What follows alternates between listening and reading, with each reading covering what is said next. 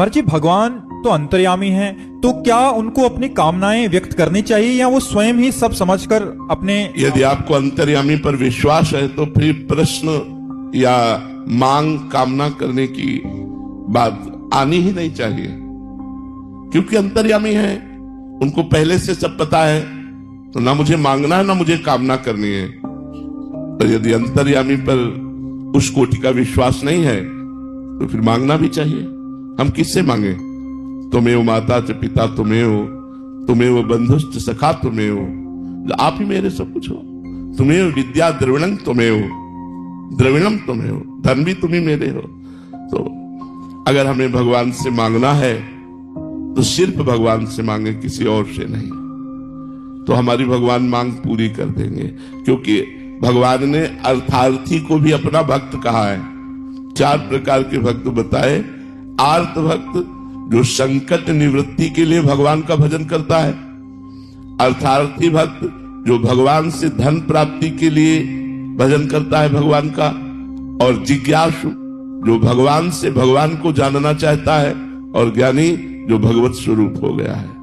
तो यदि हम अर्थ चाहे तो ध्रुव जी की तरह केवल भगवान से चाहे, भगवान हमें तृप्त कर देंगे।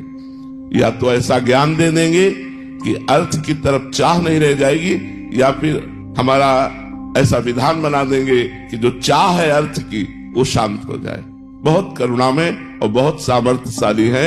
इसलिए अगर अर्थ भी चाहे तो केवल भगवान से चाहे। और अगर हमको ऐसा लगता है कि हमारे अंदर दृढ़ विश्वास है कि भगवान अंतर्यामी है, तो फिर मांगने की जरूरत क्या है?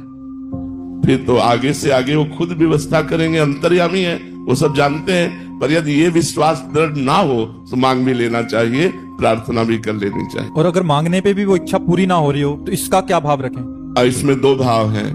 पहली बात तो ये है कि आप मांगते हो तो क्या बन के मांगते हो? आप भगवान से क्या संबंध रखते हो? यदि भगवान के घर का संबंध है तो निश्चित पूरी नहीं हुई, ये बहुत कृपा हुई, नहीं तो अमंगल हो जाता अगर पूरी होती। पक्की बात समझ लो।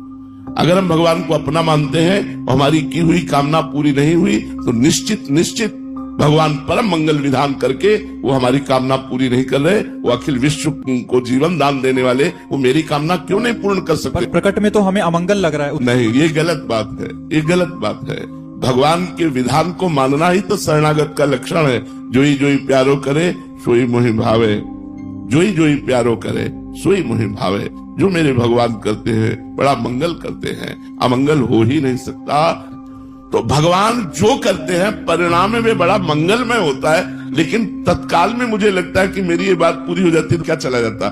जरूर भगवान परम मंगलमय करते हैं। और दूसरी बात, केवल मांगने से नहीं मिलता, उसके साथ अनुष्ठान करना होता है, उसके साथ तपस्या करनी होती है, व्रत रहने पड़ते हैं, तीर्थ याटन करना पड़ता है, पुण्य संचय करना होता है। यदि आपके पुण्य नहीं है और भगवान से अपनापन भी नहीं है और आप मांग रहे तो मांगते रहो, आपकी कामनाओं की पूर्ति नहीं होगी। या तो भगवान से बहुत घना अपनापन हो जाए तो बात पूरी हो जाएगी, और या फिर हमारी साधना हो, तप हो तो बात पूरी हो जाएगी। ये पूरा विश्व भगवान से मांगता ही तो रहता है, उसी की पूर्ति होती है जो भगवान से अपनापन या फिर अनुष्ठान और साधना।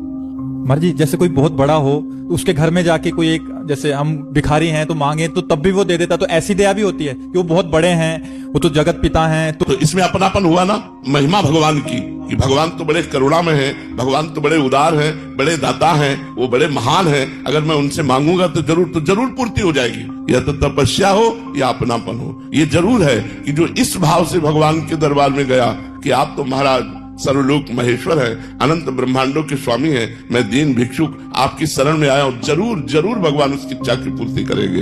यही दरबार दीन को आदर रीत सदा चली आई। जो दैन्य होकर भगवान के दरबार में गया, वो किसी भी भाव से जाए उसका आदर भगवान करते हैं।